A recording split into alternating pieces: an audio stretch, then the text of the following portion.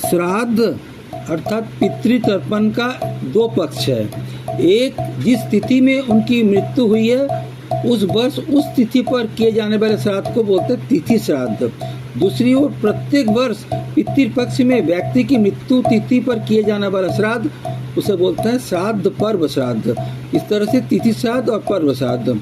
मानव द्वारा पितृपक्ष में श्राद्ध करने से पितरों को पितृलोक में जल एवं अन्न की प्राप्ति होती है, उन्हें शांति मिलती है।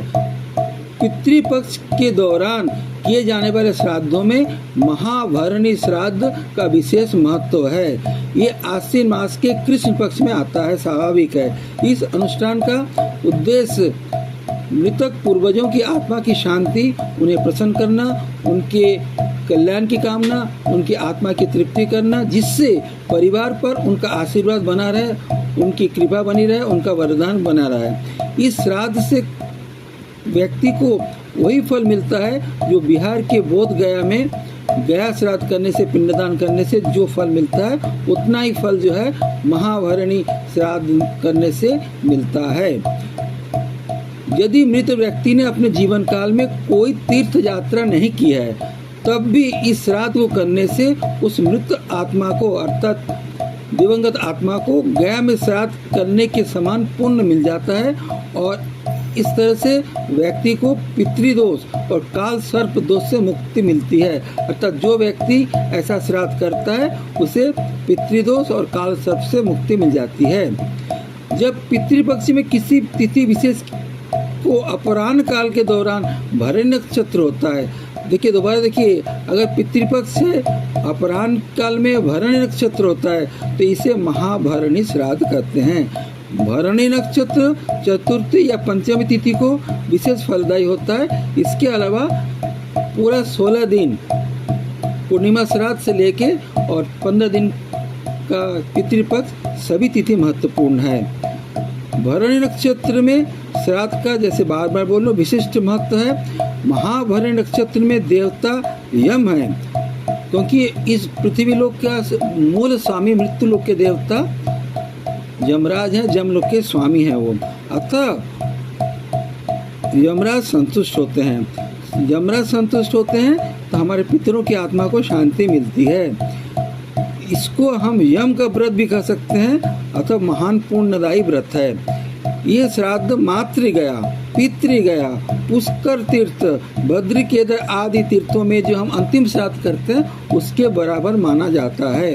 रोहिणी मुहूर्त में, जिसे रोहिणीय मुहूर्त या रोहिण्य मुहूर्त कहते हैं, पितृपक्ष या अन्य धार्मिक कार्यों के लिए अपराह्न काल में एक विशिष्ट समय होता है। कहते हैं कि पितरगण, मातृगण जब पितृलोक में जाते हैं, अर्यमा वहाँ के स्वामी हैं, तो उस समय अपराह्न में जागृत होते हैं। अतः यदि अपराह्न में भरणी नक्षत्र में महाभरणी श्राद्ध किया जाए तो अत्यंत शुभकारी होता है, हमारे पितरों की आत्मा को शांति मिलती है। देखिए, एक होता तप, एक होता कुतप। जो ब्रह्म मुहूर्त में तप करते हैं, ऋषि मुनि करते थे, वो है तप। और ये जो भरणी श्राद्ध करते हैं, महाभरणी श्राद्ध है, ये अपराह्न में होता है, इसीलिए इसको बोलते हैं कुतप। इसकी गणना ऐसा है कि अपराह्न काल के अंत तक चलता है। अतः व्यक्ति के मृत्यु के पहले वर्ष महाभरणी श्राद्ध नहीं किया जाता है, क्योंकि मृत्यु के पहले वर्ष मृत व्यक्ति के वार्षिक श्राद्ध होने के कारण उसमें प्रेतत्व का अंश बना रहता है। अर्थात प्रथम वर्ष आप महाभरणी श्राद्ध नहीं करेंगे, केवल वार्षिक श्राद्ध करेंगे।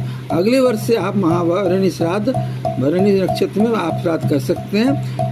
विद्वानों के अनुसार महाभरणी श्राद्ध किसी व्यक्ति की मृत्यु के बाद एक बार किया जाता है। धर्म सिंधु ग्रंथ के अनुसार प्रत्येक वर्ष पितृपक्ष में ये किया जा सकता है। आश्विन कृष्ण पक्ष की पंचमी श्राद्ध को कुंवारा पंचमी भी कहते हैं, कुंवारा पंचमी श्राद्ध कहते हैं। ऐसे व्यक्ति जिनकी मृत्यु अविवाहित रहते हुए हुई हो और तिथि भी ज्ञात नहीं हो, उनका श्राद्ध भी इस दिन किया जा सकता है। इतना ही नहीं, जिनकी मृत्यु पंचमी के दिन हुई हो, उनका भी श्राद्ध इसी दिन किया जा सकता है। अर्थात दूसरी भाषा में कह सकते हैं, भरणी नक्षत्र में किया गया श्राद्ध उन सभी दिवंगत आत्माओं के लिए शुभकारी है, शांतिदायक है। जिनका विवाह नहीं हुआ, जिस निसंतान है, अपुत्रक हैं, पुत्रहीन है, या उनका श्राद्ध संस्कार विधिवत रूप से नहीं किया गया है उनके पुत्रों द्वारा, उसके लिए भरण नक्षत्र का ये जो श्राद्ध है अत्यंत लाभकारी है, मंगलकारी है, शुभ फलदायक है। ध्यान रखिएगा। ओम नमः शिवाय, ओम नमः शिवाय। हरे कृष्णा कृष्ण कृष्ण हरे हरे, हरे राम राम राम हरे हरे।